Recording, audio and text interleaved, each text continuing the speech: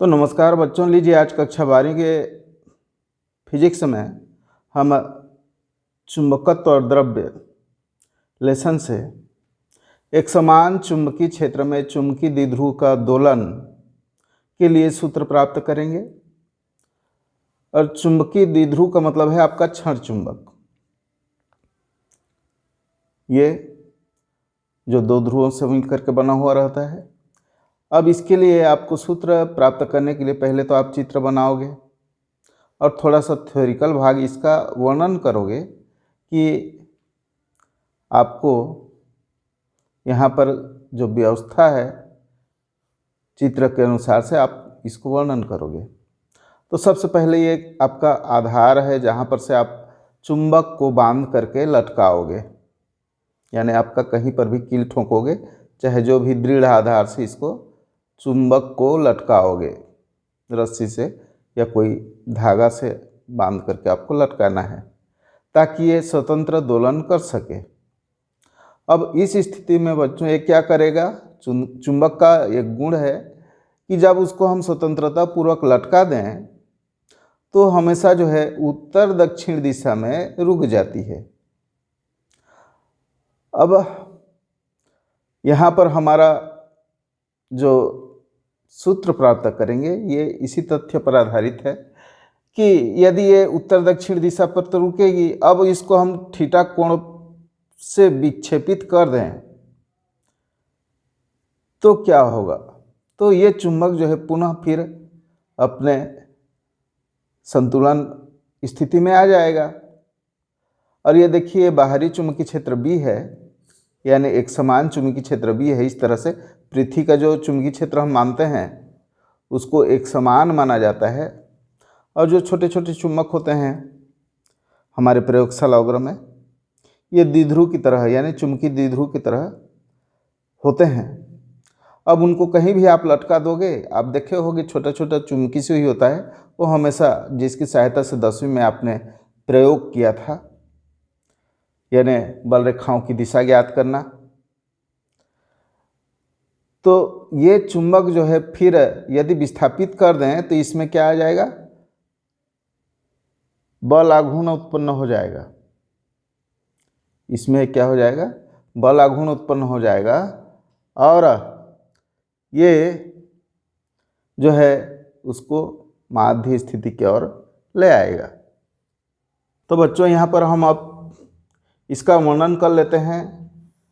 आपको क्या लेना है, एक समान चुंबकीय क्षेत्र, उसको लिखिए। चलिए मान लो चुंबकीय द्विध्रुव आघूर्ण M, यानी इसको हम विक्षेपित कर दिए हैं, तब इसमें द्विध्रुव आघूर्ण उत्पन्न हो गया। वो अब है थीटा कोण बनाते हुए, किससे, ये एक समान चुंबकीय क्षेत्र B से थीटा कोण बनाते हुए यहाँ पर स्थिर है। मान लीजिए यहाँ पर हम इसको रोक दिए हैं, तब थीटा कोण यानी किसी क्षण ये थीटा कोण बनाते हुए यहाँ पर रखाया हुआ है। और हम यहाँ पर देखते हैं, माना किसी क्षण M क्षेत्र B से थीटा कोण बनाता है, तब चुंबकीय द्विध्रुव आघूर्ण पर चुंबकीय द्विध्रुव पर कार्य करने वाला बल आघूर्ण टाउ, यानी यहाँ पर जो बल आघूर्ण उत्पन्न हो रहा है आपके, इसको विस्थापित कर रख देने के कारण इसमें बल आघूर्ण उत्पन्न होगा। तो वो टाउ का मान जो है हम इसके पहले वाले वीडियो में देख चुके हैं। टाउ बराबर होता है आपका M, ये चुंबकीय द्विध्रुव आघूर्ण यहाँ पर है, चुंबकीय द्विध्रुव आघूर्ण M, और B ये एक समान चुंबकीय क्षेत्र, जो बाहरी चुंबकीय क्षेत्र है जो एक समान है, उनका गुणा यानी MB साइन थीटा। ये हम इसके जस्ट पूर्व वाले वीडियो में देख चुके हैं। यानी यहाँ पर जो बल आघूर्ण उत्पन्न हुआ है इस चुंबक पर, इसको विस्थापित कर दिए थीटा कोण से, तो ये बल आघूर्ण क्या करेगा, माध्य स्थिति की ओर इसको फिर लाएगा। यानी ये हम ये देखेंगे। अब बच्चों ये जो बल आघूर्ण उत्पन्न हो गया है, अब मान लीजिए इसको आप छोड़ दिए, तो ये क्या करेगा, इधर इसको समांतर लाने की कोशिश करेगा, यानी बाहरी चुंबकीय क्षेत्र जो एक समान चुंबकीय क्षेत्र है उसके समांतर लाने के लिए ये इधर कार्य करेगा। और चूंकि इसमें हमारा चुंबक में गति होने के कारण ये यहाँ पर नहीं रुकता। अब ये गुण आप जानते हो, इधर हम छोड़ेंगे तो ये बल कार्य करेगा, tau m b sine theta इस पर कार्य किया तो ये यहीं पर आकर के नहीं रुकता है। ये इसमें गति होने के कारण, जड़त्व होने के कारण, गति का जड़त्व, ये आगे निकल आता है और फिर अब विपरीत दिशा में लगेगा बल, अब इधर लाने की कोशिश करेगा और ये इधर जाते जाते फिर आगे निकल जाता है। तो इस तरह से हम इसको छोड़ दें तो ये इस तरह से दोलन करने लगता है, ऊपर नीचे इस तरह से।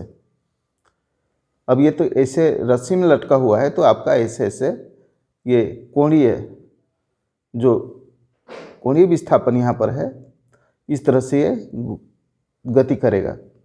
और अल्प कोण है तो इसको हम सरल आवर्त गति के रूप में मानते हैं। तो बच्चों यहाँ पर हम इसी के लिए सूत्र प्राप्त करेंगे। माना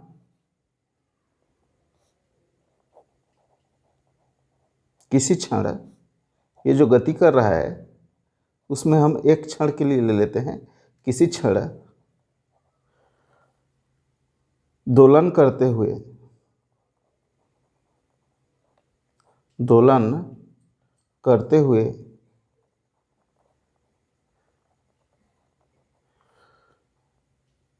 चुंबकीय द्विध्रुव का माध्य स्थिति से ये कोण कितना है, थीटा हम लिए हैं, करते हुए चुंबकीय। अब बच्चों यहाँ पर हम ले लेते हैं कि ये जब गति करता है और इसको हम छोड़ दिए यहाँ पर, यानी थीटा कोण से विक्षेपित करके इसको छोड़ दिए तो इसमें गति उत्पन्न हो जाता है और ये यहाँ पर माध्य स्थिति में न रुक करके जड़त्व के कारण ये आगे निकल आता है। और पुनः चूंकि अब यहाँ से इधर आ जाएगा तो अब बल किधर लगेगी, पहले तो ये इधर लग रही है, अब बल इधर लगेगी। मान लो यहाँ पर इस तरह से ये आ जाए तो ये क्या होगा, चलिए मैं बना देता हूँ यहाँ पर चित्र। ये मान लीजिए यहाँ तक आ जाता है, ये इस तरह से इधर आ गया। पहले में ये इस तरफ लाएगा क्योंकि ये एन ध्रुव है। आप देख रहे हैं कि ये बाहरी चुंबकीय क्षेत्र एन से निकलती हैं और एस पर समा जाती हैं, तो ये बाहरी चुंबकीय क्षेत्र एन से एस की ओर है। तो ये एन ध्रुव यहाँ पर पास है तो ये इधर आएगा, इसके ओर संरेखित होना चाहेगा। तो इस स्थिति में जब थीटा कोण से विक्षेपित कर दिए तो यहाँ पर जो बल आघूर्ण का दिशा क्या है, यहाँ पर देखिए ये इधर कार्य किया, लेकिन इधर यदि आ गया, गति के कारण इधर आ गया जड़त्व के कारण, तो ये अब इसकी दिशा यहाँ पर क्या होगी, इधर, ये इधर की ओर कार्य करेगी, इधर, यानी ये एन ध्रुव यहाँ तक आ गया है तो ये अब इधर कार्य करेगी क्योंकि एस ध्रुव इधर है, बाहरी चुंबकीय क्षेत्र यानी एक समान चुंबकीय क्षेत्र की दिशा ये इधर है एस की ओर। तो ये यहाँ पर एन से एस की ओर यानी इधर अब कार्य करेगा और इस तरह से ये गति दोलन गति करने लगती है और इसमें जो है त्वरण उत्पन्न हो जाता है। और इसी को हम यहाँ पर वर्णन कर रहे हैं कि माना किसी क्षण दोलन करते हुए चुंबकीय द्विध्रुव माध्य स्थिति से थीटा कोण बनाता है और यदि कोणीय त्वरण अल्फा है, यहाँ पर त्वरण उत्पन्न हो जा रहा है, कोणीय त्वरण, क्योंकि ये गति करने लग रहा है। और तब जड़त्व आघूर्ण यदि आई हो तो विक्षेपक बल आघूर्ण, यानी इसमें जो विक्षेपक बल आघूर्ण जो बन रहा है वो होता है टाउ बराबर आपका जड़त्व आघूर्ण गुणित कोणीय त्वरण। ये टाउ यहाँ पर भी आ गया, पहला में भी हमने टाउ प्राप्त किया था, टाउ बराबर एम बी साइन थीटा, और यहाँ पर भी टाउ बराबर ये आई इंटू अल्फा, यानी आपका जड़त्व आघूर्ण गुणित कोणीय त्वरण। विक्षेपक बल आघूर्ण है, यानी ये विक्षेपक बल आघूर्ण ये द्विध्रुव पर कार्य करने वाले बल आघूर्ण, ये भी टाउ है और ये भी टाउ है। तो ये दोनों समीकरण से हम देखते हैं कि ये विक्षेपक बल आघूर्ण जो है, अब बच्चों यहाँ पर विक्षेपक बल आघूर्ण टाउ बराबर आपका जड़त्व आघूर्ण गुणित कोणीय त्वरण। अब इनके दोनों की दिशाओं के बारे में हम यहाँ पर देख लेते हैं। ये तो आप समीकरण को 1 और 2 को तुलना करोगे। चलिए तुलना कर लेते हैं, उसके बाद इसके दिशाओं के बारे में हम देखेंगे।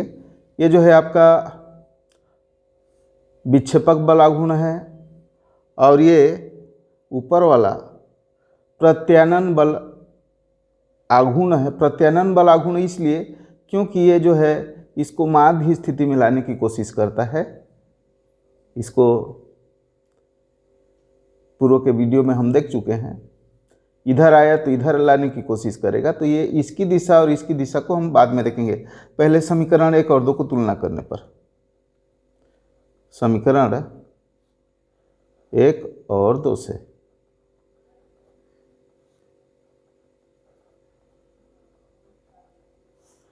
बच्चों यहाँ पर टाउ है, इधर भी टाउ है,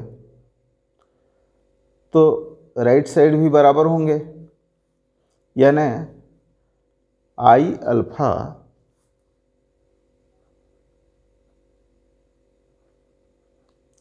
जड़त्व आघूर्ण गुणित कोणीय त्वरण बराबर हुआ किसके, एम बी साइन थीटा। अब यहाँ पर m b sine theta, m b sine theta. अब बच्चों यहाँ पर इसकी दिशा के बारे में देख लेते हैं। यहाँ पर ये माइनस होगा, और माइनस क्यों होगा इसको देख लेते हैं कि कौन विक्षेपक बल आघूर्ण किधर लग रहा है और ये प्रत्यानयन बल आघूर्ण किधर लग रहा है। तो प्रत्यानयन बल आघूर्ण का तो मैं बता दिया, यहाँ पर है तो इधर लगेगा, यहाँ पर है तो इधर लगेगा। अब दूसरा जो बल है आपका विक्षेपक बल आघूर्ण, ये टाउ है, यानी यहाँ पर ये है तो किधर लग रहा है इसको देखिए।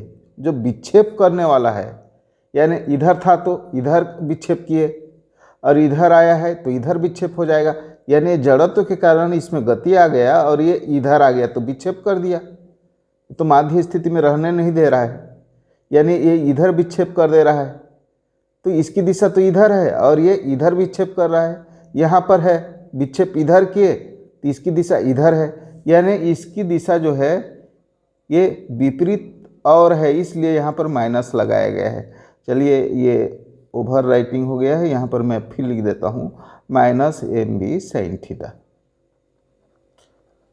तो आपको ये समझ आ गया कि विक्षेपक बल आघूर्ण और आपका द्विध्रुव आघूर्ण यानी चुंबकीय द्विध्रुव आघूर्ण ये एक दूसरे के विपरीत हैं।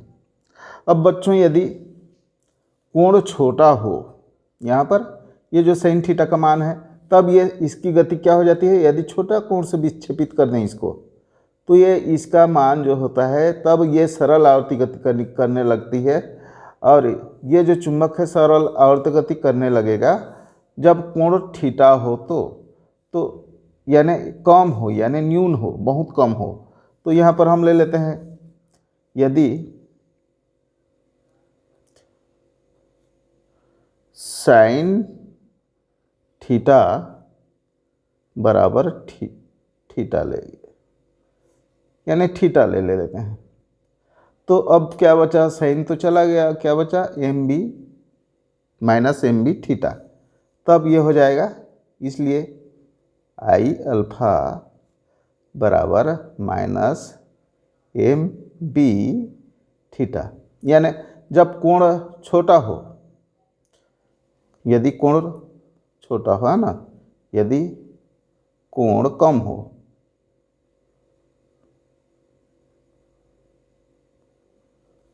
ये इसको हटा दीजिए, यदि कोण जो है कोण आपका कम हो तो साइन थीटा बराबर थीटा, इसलिए यहाँ पर थीटा लेंगे, यानी आई अल्फा बराबर माइनस एम बी थीटा।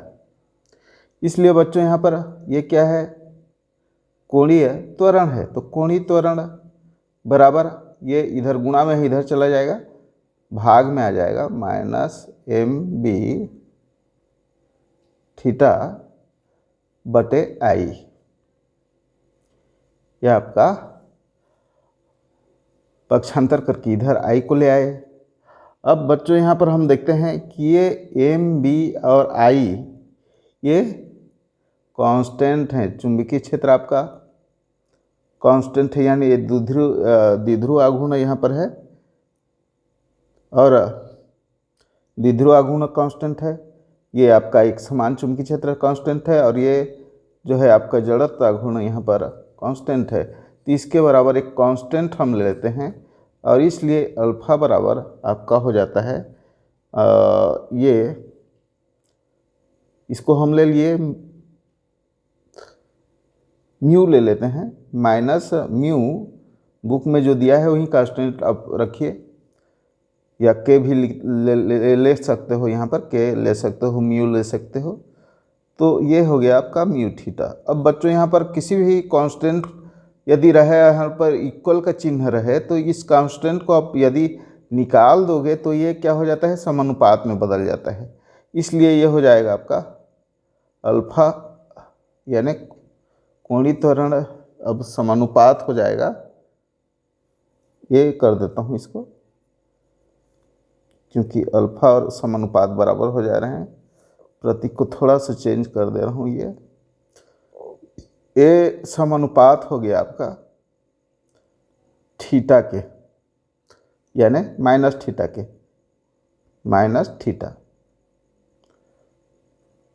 तो बच्चों ये आपका इस सूत्र के से ये सिद्ध होता है कि कोणीय त्वरण उसके कोणीय विस्थापन के अनुक्रमानुपाती होता है और उसकी दिशा, कोणीय त्वरण की दिशा कोणीय विस्थापन की दिशा के विपरीत होती है।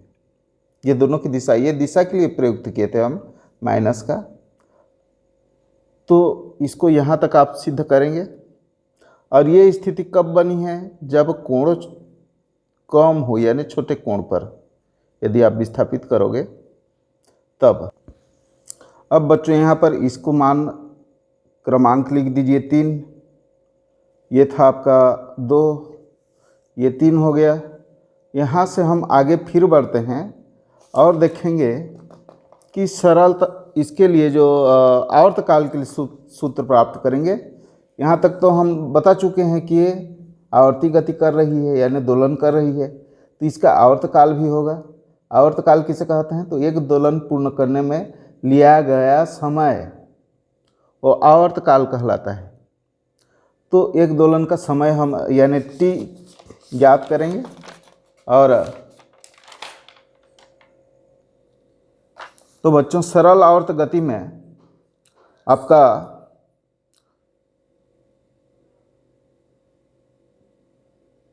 त्वरण जो है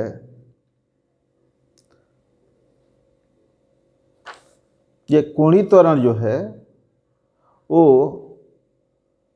कोणीय वेग और कोणीय विस्थापन, थीटा क्या है, कोणीय विस्थापन है, के गुणनफल, कोणीय वेग का वर्ग इंटू थीटा होता है सरल आवर्त गति में।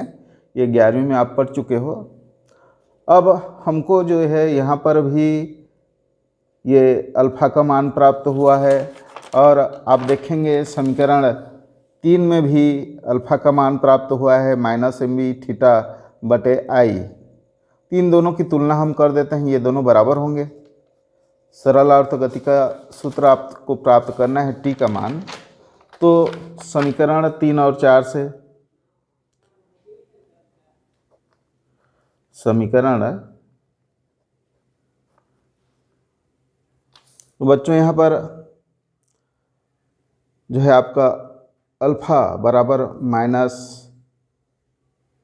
-ओमेगा² थीटा और पहले में है आपका थीटा अल्फा बराबर -mb थीटा बटे आई। तो लेफ्ट साइड तो दोनों का बराबर है, तो ये राइट साइड भी बराबर होंगे और इसलिए हम यहाँ पर लिख देते हैं। तो बच्चों आप देख पाएंगे कि ये आपका यहाँ पर है